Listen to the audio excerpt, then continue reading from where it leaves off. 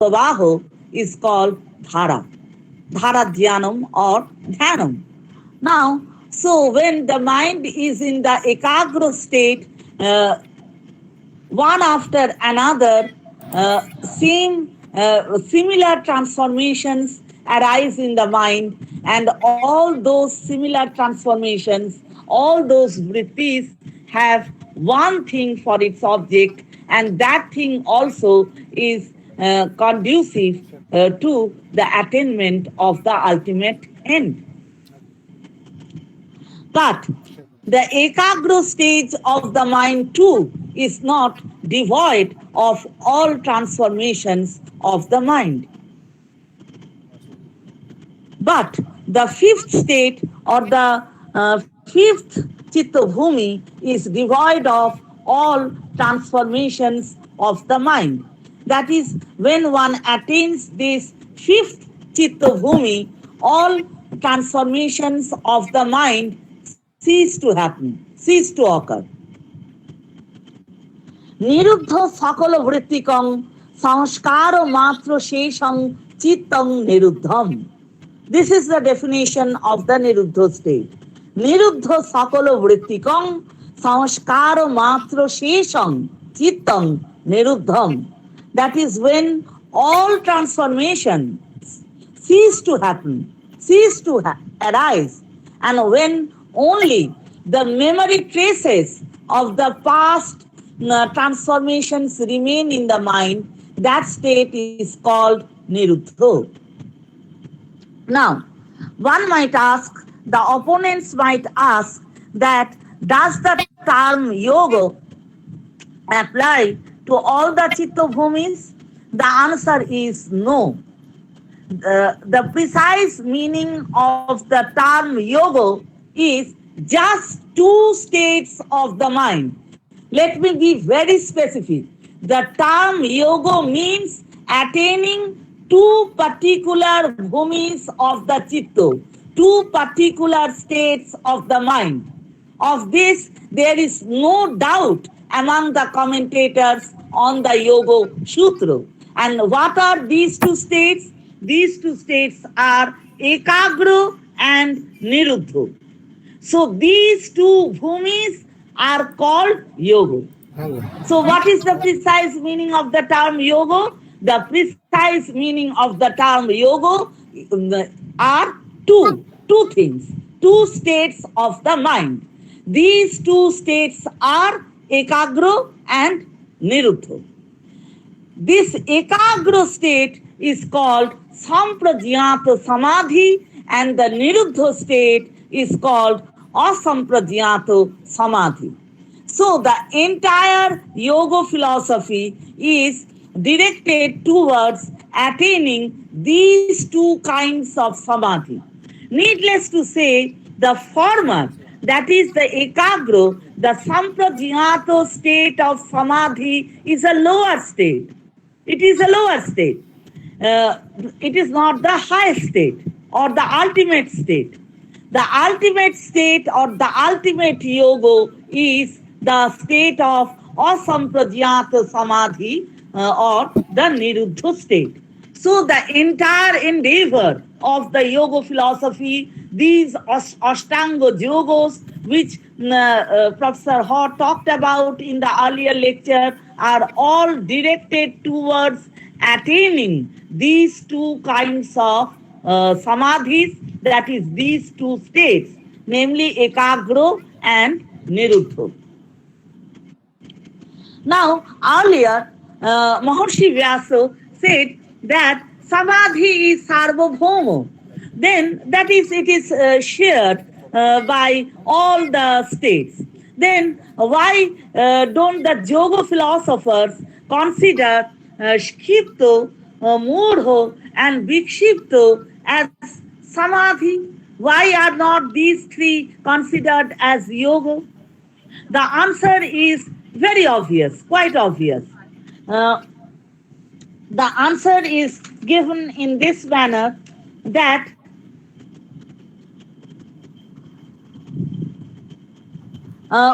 it might be said that, okay, even when one is in a particular state, Suppose one is in the Shikipto state, one is not in the Mudo state. So the Mudo state ceases to happen when one is in the Shikipto state. So why can't we consider the Shikipto state also as Chitta Vritti Nirodho? Why can't we consider that? The answer is that Satyapī Parasparapekshaya Vritti Nirodhepi Paramparyenapi Nishreyasho Hetu Bhava Bhavat Tadupoghatakatvat Yogapakshat Duratsarithatvam. That is, the first two states, Shikipto and Mudo, cannot be considered as yoga. Why can't they be considered as yoga? Because they are durotsarito from the path of yoga. They are thrown away from the path of yoga. Why? Because they do not have any indirect relation also with the ultimate goal, namely liberation. That is, Shikipto, the states Shikipto and Mudho do not even indirectly lead to liberation. So, these two states of the minds are to be avoided always. These are the two things that one should always avoid: the Shikipto state and the Mudo state. Now, in the Vikshipto state, the mind is capable of concentrating on some real entity. Suppose I am pursuing my studies, or suppose I am doing a job, I am doing it sincerely, I am doing it with perseverance, and I am concentrating on my work, then my mind is in the Vikshipto state. So, in the Vikshipto state, the mind attains some sort of sthema, but that sthema, I have already remarked, is kadachitko. Since that sthema is kadachitko, its yogatva also is forbidden, or its yogatva also is precluded. Vikshiptasya tu kadachitko sadbhuto vishaye sthema shalina sambhavyeto yogatvam iti nishedhati. Tatra vikshipte chetasi vikshepo upasarjani bhuto samadhir na yoga pakshe vartate. What does this mean? That in a vikshipta chitta, the sthoirjo, or the same sthema, the concentration on a particular object, becomes secondary to its restlessness or to its craving for other objects. The cravings dominate the temporary concentration achieved in the Vikshipta state. That is, even though a person may attain temporary concentration, that also, in that state also, a person may get dissipated by his desires for other objects. So, the Vikshipta state also is not conducive to liberation.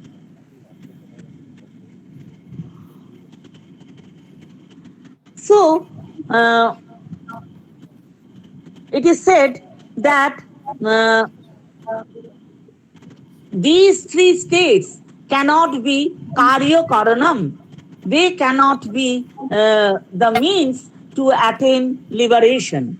Only the two final states can be karya karana. Why? Because they are the two states by which one can attain liberation.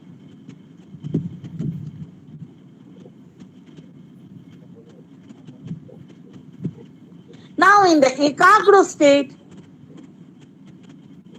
the mind concentrates on something real. That real entity is manifested to the mind, to the ekagra mind, to the concentrated mind. The kleshas, they also they also are removed to a very great extent. Khinoti chaklesham, yastu ekagre chetasi sadbhutam artham pradotayati. That is the mind in the ekagro state, pradotayati. It is capable of revealing. What is it capable of revealing? It is capable of revealing sadbhutam artham. That is something that is real. And the kleshas or the miseries also, we shall see later that the yoga philosophy admits five kleshas. The kleshas also, they are mitigated during this state. That is, as and when a person attains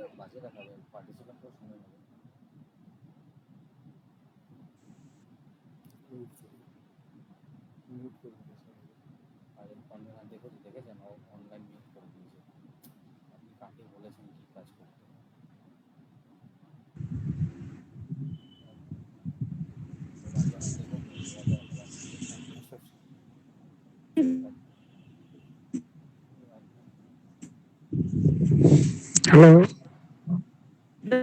Hello. No sound is audible. causing future misery or future sorrow. So, in the ekagra state also, uh, bondage, the grip of bondage gets loosened and the mind gets oriented towards the final state, which is the cessation of all transformations of the mind. So, this is what yoga philosophy tries to attain. It tries to attain the niruddha state. And in the niruddha state, all transformation of the mind will cease to occur. Now, what will happen when all transformations of the mind will cease to occur? Then the light of consciousness will reveal itself in its full brightness. The light of consciousness or the conscious principle can reveal itself only through a transformation of the mind. It can reveal itself only through a chitta vritti. Now, when it can only reveal itself through the mind. It cannot reveal itself through inanimate material objects such as tables, chairs, houses, and other inanimate things. It can reveal itself only through the mind. But it cannot reveal itself constantly. It can reveal itself constantly only when the transformations of the mind cease to happen. It is said in the Vivarano, the Advaita Vedantins say that the ultimate blissful nature of the self reveals itself even in our waking state. But Jagaritu Tibra Vayu the Advaitins say that Bhasati eva Parama Premas Padatva Lakshanam Sukham. That the blissful state of the self reveals itself always. It is not that it is not revealed. If it were not revealed, then we would have lost our love of life, our love of everything, our love of our dear things, our dear beings. We would have lost everything. So, this Parama Premaspadatva Lakshana Sukho, this ultimate blissful nature of the self, reveals itself through all states.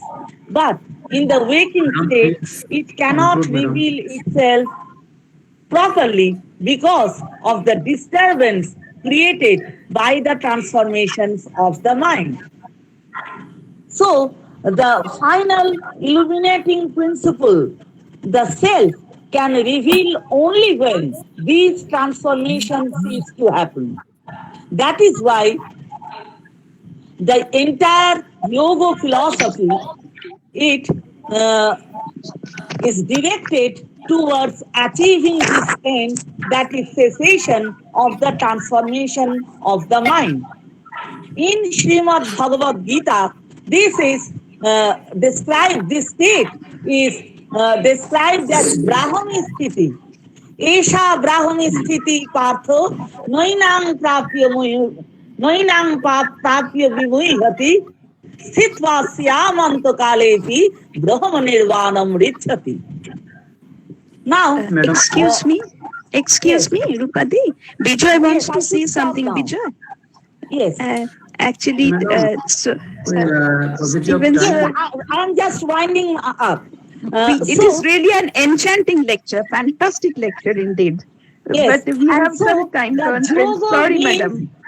yoga means attaining this state of asampradyata samadhi or niruddha. Only in this state, the final illuminating consciousness and its own blissful nature can manifest itself.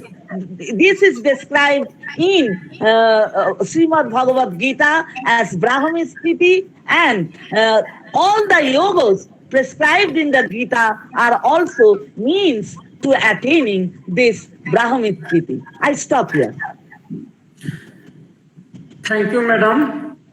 We are also lucky that we achieved you for delivering so good, beautiful lectures. But we are also unlucky that positive of time we cannot permit more you more time for more time.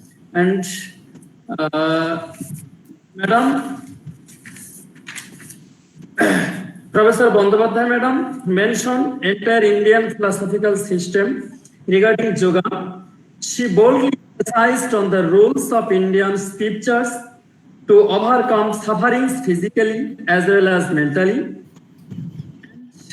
We become very enriched having her lectures, valuable lectures, while she was analyzing the technical terms in Indian philosophy. We are very lucky that Madam is presenting our international philosophy good lectures, but also unlucky I mentioned that our positive time we cannot permit her more. So I request our next speaker, please sir, unmute yourself. Our next speaker from overseas, Dr. Stephen Edward Londu.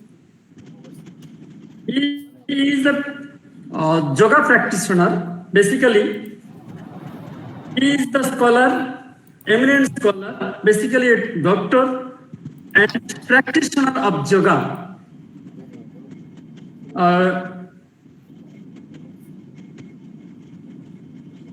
Dr. Edward, I'm are you on here. the line? I'm here. Can you hear me? Yes. Now. Yes, sir, you are audible. Absolutely. Welcome, sir. I'm I ready request you to deliver your valuable lecture, sir. Please. Shomi Rodhikari, stop presenting. Shomi Rodhikari, sir, you please stop presenting. Shomi Rodhikari, please mute your video and stop presenting. Our speaker cannot start. Shomi Rodhikari, please.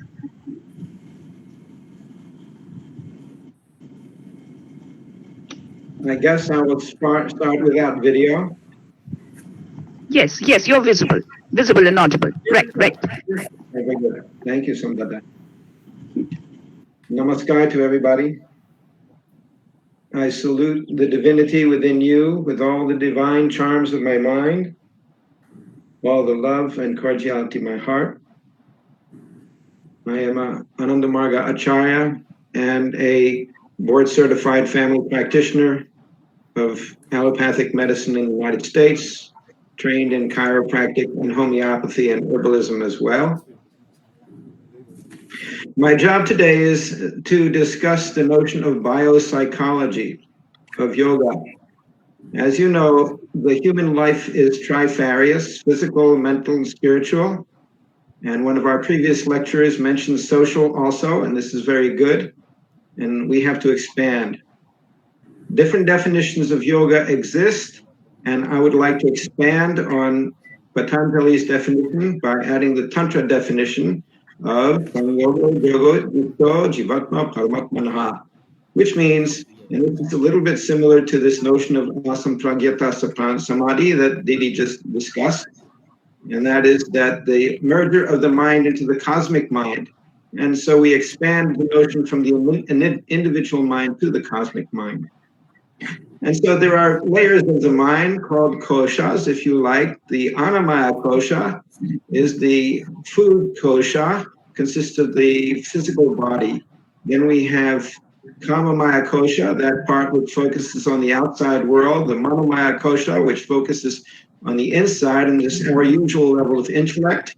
Atimanas kosha, which gets into the supra-cerebral or the extra-cerebral levels, where we start perceiving our reincarnations and dreams. And then Vijnanamaya kosha, which gets us into the notion of wisdom and discrimination and vivek. And finally, Hiranyamaya kosha, which is the level of just Vishnu, and so then we get into our levels of samadhi and into the Paramatma, as Didi just described. And I thank everybody for bringing me here, and Professor Debnath Mukhopadhyaya, if I'm pronouncing that, and Somdata Bhattacharya, and Arpita Sunandita Bhomik, that helped me to this point. Now I would like to discuss some of the physiology of yoga. There are what's known as chakras. The chakras are described as psychophysical or psychophysical spiritual, if you like, plexi in the human body. And by God's grace, I will be able to show you some of these slides, and let us hope that this works. And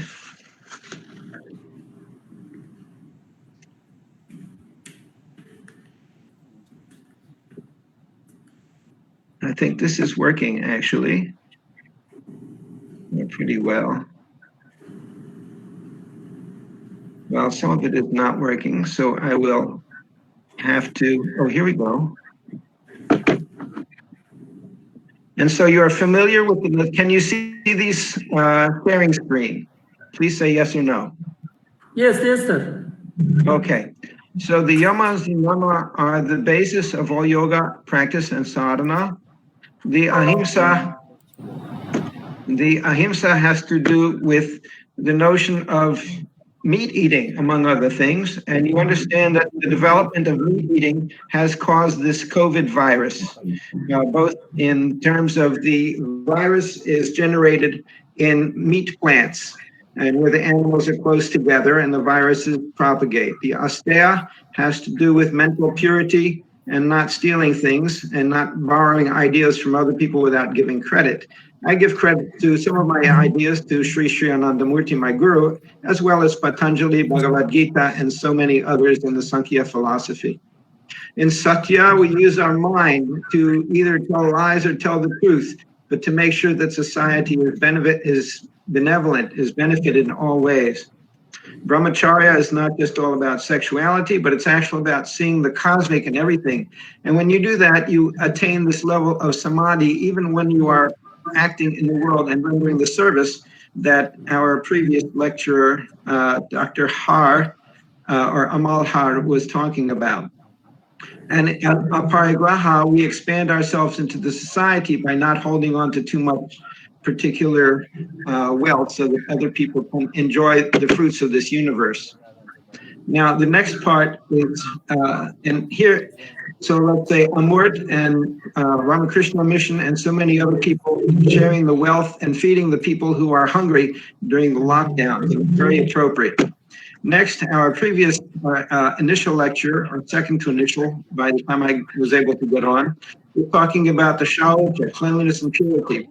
So your food needs to be sattvic or at least rajasic, so that your mind is developed better and you develop the patience to understand everything.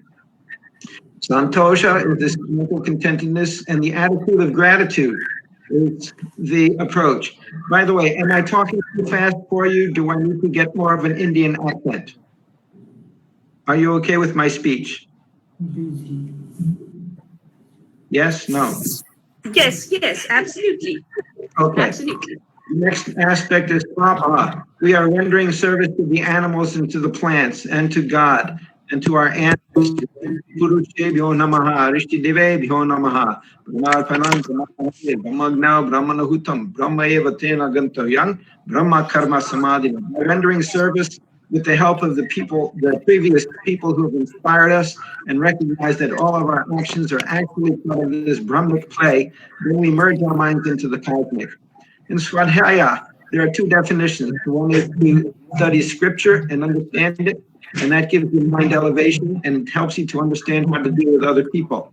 And also the other aspect is self-analysis. So have a 16-point chart or some kind of chart every day by which you chart, am I doing what I'm supposed to be doing? Am I not supposed to be doing what I'm not supposed to be doing? And in doing this, you can gradually improve your behavior. Finally, this Ishvara Pranidhan is the surrender to God or merging one's mind with the help of one's meditation. So yoga is a practical path. It is not just a bunch of philosophy. The philosophy is helpful, and then when you attain it, you have to ditch the philosophy, get rid of it, and then enjoy the bliss of the practice. So these are pictures of some of the chakras. Chakra means wheel, and these are the plexi. So this is the Muladhara, this is the Svadhisthana, Svadhisthana, Manipur governing digestion, the Anahat governing the circulatory system, the Chitta chakra governing the throat, and then the two higher chakras at the pituitary gland is the Agya chakra, and finally the Sahasrara chakra just at the top, and that's the 1,000-petal lotus. And each of these chakras controls another vrittis, a certain number of vrittis. These vrittis are not just what Patanjali said, although he mentioned a few of them, but there are actually 50 vrittis in the human body. They happen to be fear, shame, hatred, and all lust and compassion and discrimination, vivek, and other vrittis. So each one has it. And these chakras are not just spiritual, but they are actually partly physical. And so when we get into this mental, and we will discuss this briefly, in the yoga asanas, we squeeze and massage and we stretch each of the chakras. And each of the chakras has a particular sphincter, something that controls part of the body. And then we focus on the chakras mentally by doing certain, each chakra has its own bij mantra. And there are mantras that help you focus on each chakra and activate it. And so they are like junction boxes, and chakras are also the combination of where the sympathetic and parasympathetic nervous systems junction. The sympathetic nervous system is that part of the system, part of the body which activates you and makes you do rapid things. And the parasympathetic nervous system is that part which is vegetative and helps you to digest. Please mute yourself if you're not talking. Also, we have the glands, and so by placing physical pressure or psychic pressure onto the various glands, then we adjust the vrittis, because the glands, if you're thinking too much sexuality, then your mind will go there. If you're thinking anger, then your adrenal glands are functioning too much. And if you're thinking about what is me, what is not me, what is my immune system, then it's your thymus gland that's working. So we have to function and develop all of these in order to get to this level of samadhis, the Sampragyapa, or what we call Kavikap Samadhi or Nirvikap Samadhi. And each chakra has its own level of Kundalini rising, and as the Kundalini rises through various of these chakras, the mind becomes more ensconced in the notion of God, and you become more blissful. So we're going to discuss the nervous systems. We've just discussed the autonomic nervous system. We have the somatic nervous system, which controls your muscles and the limbs. And we have the central nervous system, which includes your brain and the spinal cord. And there are connections among all of these. It's a very wonderful system. So now we see the junction. When these blue lines represent the parasympathetic nervous system, essentially functioned by the vagus nerve, which is the 10th vagus nerve from the brain. And the sacral plexus also govern these two lower chakras. So we have the brain inputting to the various organs to improve digestion and slow down the muscle system. And we have on either side of the spine, we have the sympathetic chain ganglia, which cut down on the digestive system, they cut down on the renal flow, they increase the heart rate, and they improve your lung function. So we are constantly in balance between the Ida and Pingala, as we say in the yogic system. And here we have a little diagram showing how the yogis think about the Ida and Pingala. And they cross. And up the middle is the Sushumna. So each place they cross is one of the chakras, and not shown here is that they end in the nostril. So you stimulate by breathing into the left nostril, then you experience a development of the Ida, and that calms you down. And when you breathe through the right nostril, that gives you the Pingala, and that activates your system. And so we have a practice called Anilom Vilom, or it's a type of pranayama or alternate nostril breathing, by which you balance this Ida and the Pingala, so that your body and your mind become balanced. You are not always so inactive, and you're not always so active. And one is attaining samadhi. It's a very interesting possibility because what happens is initially you calm your mind down, the breathing slows down, and your Ida Nadi is more functional. But then what happens is as people get their kundalini being blocked by the chakras, they have a bit of a seizure. It looks like they're having a psychomotor or a grand mal seizure. And they go, and they jump up and down, and they make noise, and they go, boom. And so the Pingala Nadi is activated. And it's this balancing of the Ida and the Pingala Nadi, which is controlled by the Sushumna. What is Sushumna? It is the voluntary nervous system that is stimulated through the spinal cord, runs from the lowest chakra down at the base of the spine, all the way up to the brain, and then up into the extra cerebral level. This is beyond where the Kundalini can go, because Kundalini finally stops at the Sahasrara.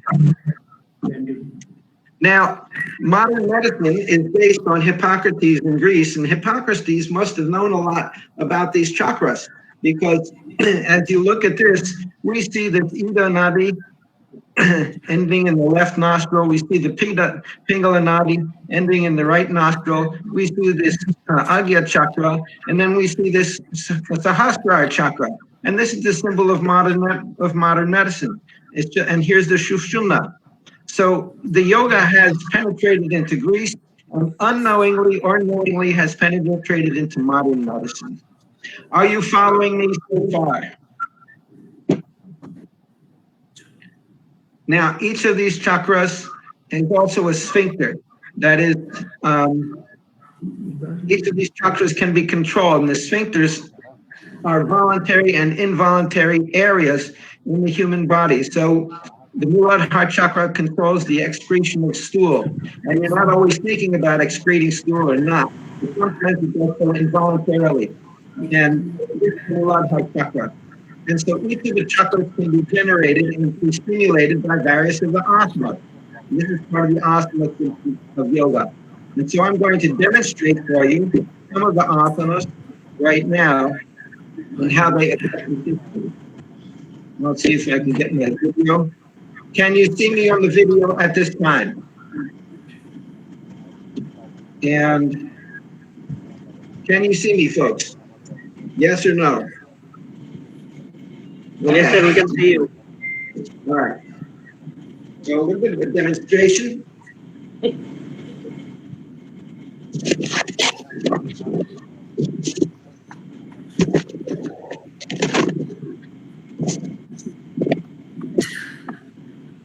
So to stimulate the fourth chakra, we have asanas like this, balanced pose, getting ourselves together, some pressure on the anus. And we have asanas like the Matyendra asana.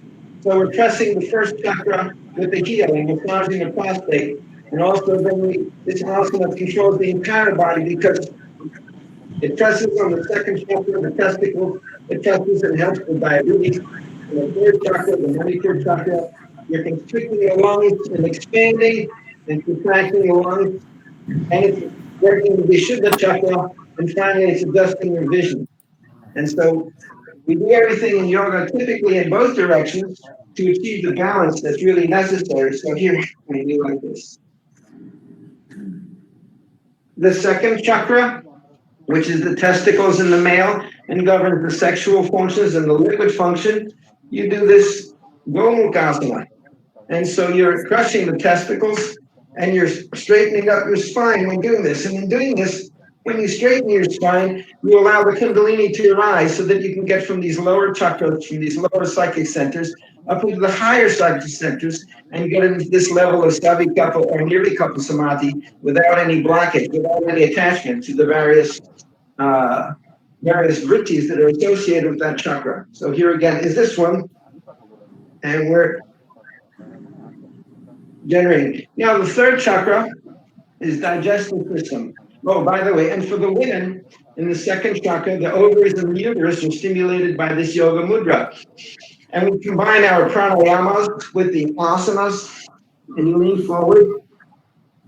And while you're doing that, you're touching the marma points of the nose, the concentration point, which the Patanjali discusses, and other people do, and also the Agya chakra, which is here at the forehead, and that controls the pituitary gland.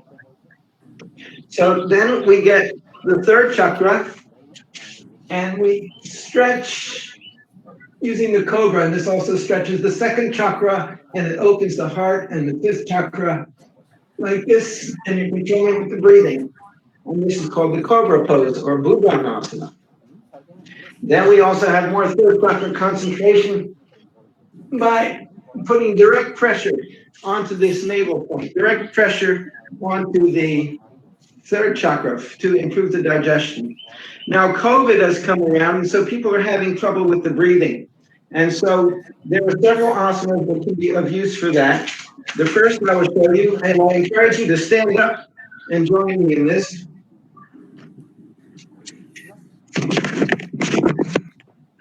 This is called the Padahastasana. So you get into this namaste position, you breathe in through the nose, and make sure your diaphragm moves. And in doing so, you will be calm and energized. So breathing in, and then leading down to one side, breathe out, hold for 8 seconds. Breathing in, exhale, come down the other side, hold for 8 seconds. Breathing in, out and forward, on the toe touch. Breathing in, come back, stretch back. And then rapidly down, rapidly up. Good. Now we've expanded the lungs, and we've done something about taking care of the COVID virus. Another thing that's useful for virus management is what we call nasapan. So 2 or 3 times a day before you eat or sleep or do your meditation, take some water into your nose and let it run down and spit it out. And take your finger and touch the back of your throat and spit out the mucus. And then you're purifying your whole system. Taking adequate water is important for washing the virus down into your stomach, so where the stomach acid can kill it, and also necessary for good speaking.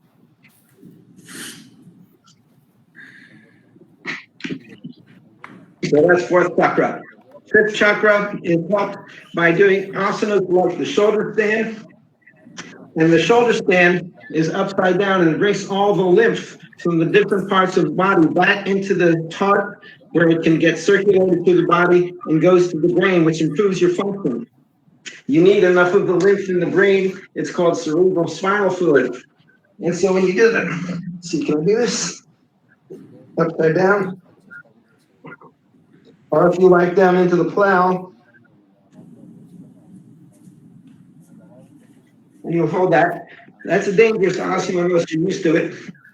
You're compressing the thyroid gland and the parathyroid, and you're improving the lymphatic flow so that all of the body becomes readjusted. All of your organs get back to where it's supposed to be. And finally, to improve the lung function, if you can learn how to do this, and this one is called the fish pose or Matsya Asana. And you're starting out in lotus pose, bring your head back.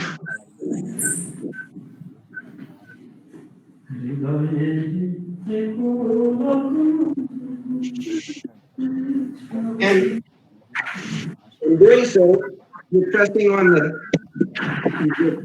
Sahasrara chakra, that your motion of this blissful entity can be better, but also you're stretching your throat and you're focusing on the Agya chakra as well. So these are some of the asana practices. Now, in this time of uncertainty, and afterwards we do the shavasana, we do a massage. You do a whole body self-massage and make yourself feel love. And this feeling of love means that you're not alone. You may be sitting at your computer all day and thinking, I'm all alone and no physical contact. But if you're massaging your legs and your arms, and especially the armpits and the groin and the throat, then your lymphatic system is generated very nicely. And you can improve your feelings of aloneness are not there because you are becoming one with your body. Then we do a shavasana. Pretend to be dead. And when you're in that state, you're not worrying about being dead. You say, okay, I've been there, done that already, no problem. Now, finally, because my time is very, very close,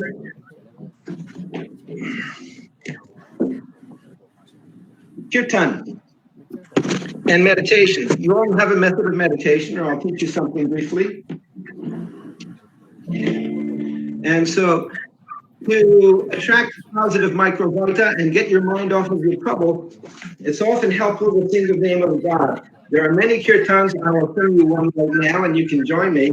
This is Baba Nam Kevala means love is the essence. Baba means the beloved. Nam means name. Kevala means only. And I hope the form comes out okay. I don't have a way of doing the original form here. Namo Kevala. Nam Kevalam. You can sing with me, then meditate with me. Namo Kevalam. Nam Kevalam. Baba Namo Kevalam. Baba Nam Kevalam. Baba Namo Kevalam. Baba Nam Kevalam. Baba Namo Kevalam, Baba Nam Kevalam. Baba Namo Kevalam, Baba Nam Kevalam. Okay, so that is pretty much all I want to say. We can get more into the research. We know that yoga, physical yoga and mental yoga is good for taking care of anxiety and depression to a mild to moderate degree. Any physical exercise is also very good for that. We know that the proper yoga attenuates the cortisol response, so the stress response is much less. And so I encourage you, in addition to learning from the previous lecturers, go out and find yourself a proper guru or a proper acharya and start doing the practices. And don't just talk about it, but enjoy the results and share it with other people. And with that, I bid you namaskar and thank you. I have 5 minutes for that and take questions. Thank you, sir, for your valuable lectures. And we are very lucky that last at all, we have been able to get you in this program. Yeah, me too. It was tricky. And you know that we have positive time. That is why we cannot permit you and provide you enough time. And hope you will be available in our future program. And we must invite you in our programs. Now, be tasked with us, sir. I offer to our head, Dr. Samdatta Bhattacharya, head of the department. Didi, are we in line? Yes, I'm here, and actually, due to constant, this is a wonderful sessions that we were listening for last few hours. We are really enriched by these lectures. But due to time constraints, we're getting various important questions also in the chat box. lectures are very much thought-provoking and insightful. For this reason, we are receiving much queries and questions. But due to time constraint, it is really for us not to just have the interactive and questionnaire session. We'll be sending the questions to the respective speakers. So we would like to wind up this webinar. Over to Dr. Bijay Sarkar.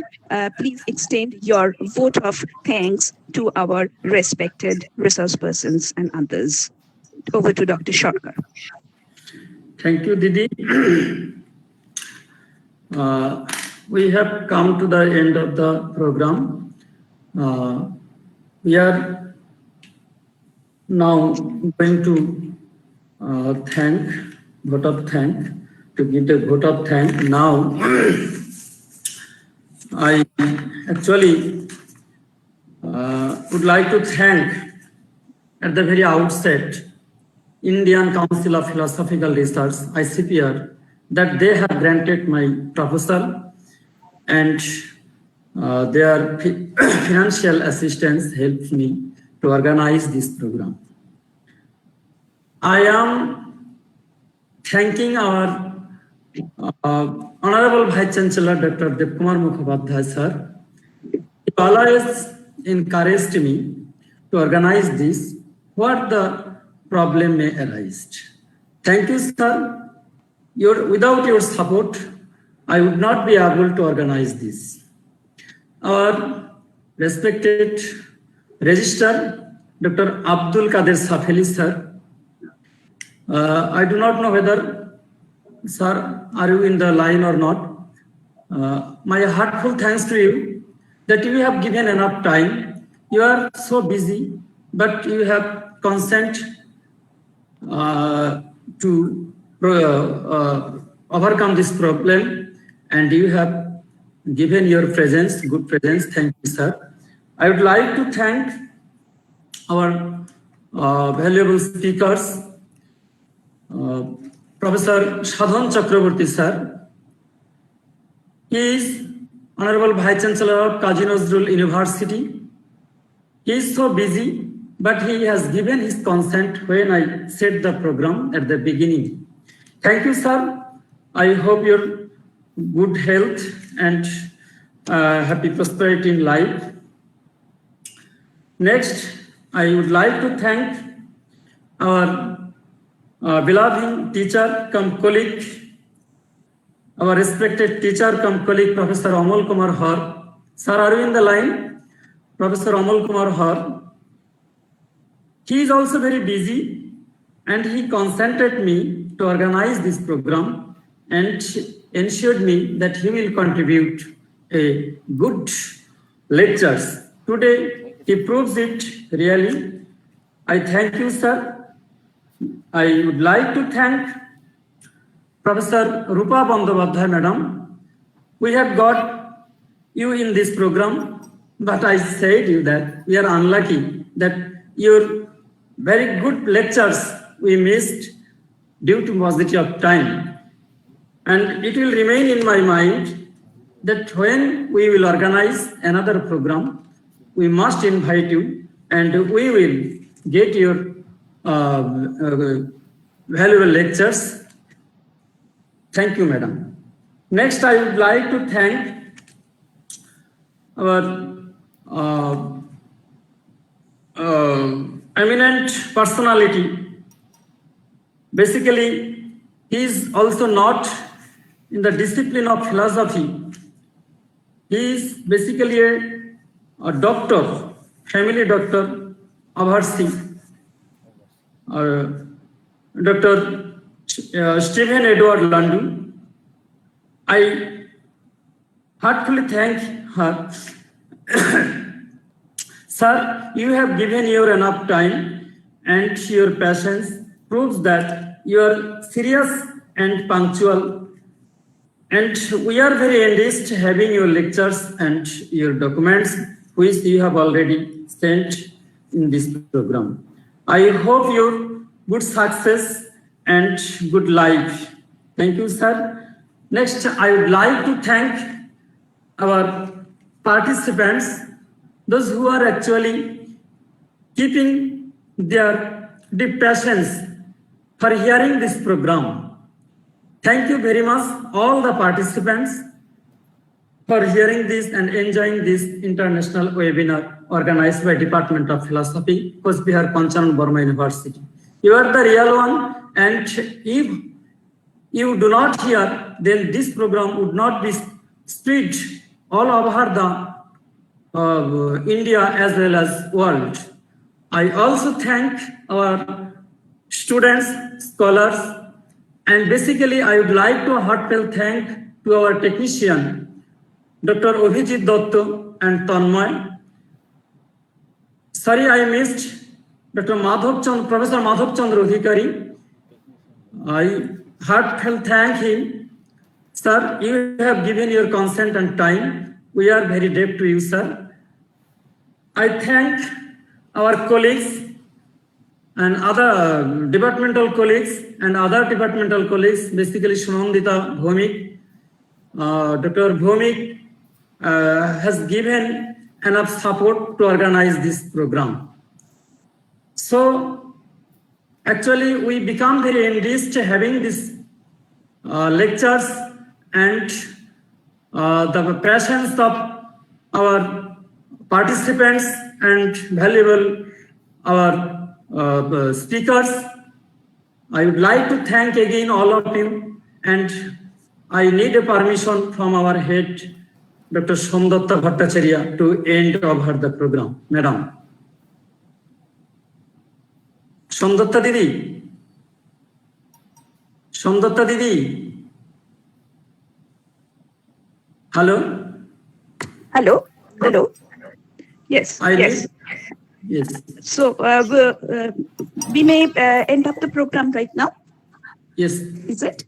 So we'll be sharing the feedback link, of course, and in the just to wind up this program, just few words. There is no end of good things, and this is just a very beginning.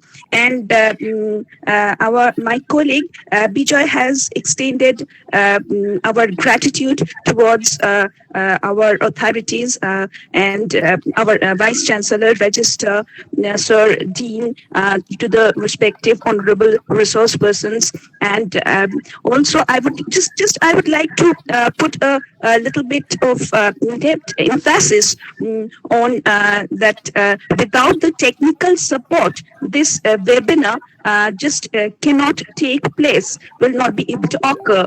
So my heartiest congratulations and gratitude towards our respected system administrator, Dr. Abhijit Dotto. Without his effort, this webinar just cannot be possible, and also Tanmay Dotto, our very well Tanmay Dotto. And the entire technical team. So for their technical support, so much thankful to them. So with these few words, we would like to end our today's webinar. Thank you all. Thank you. Good night. Good night.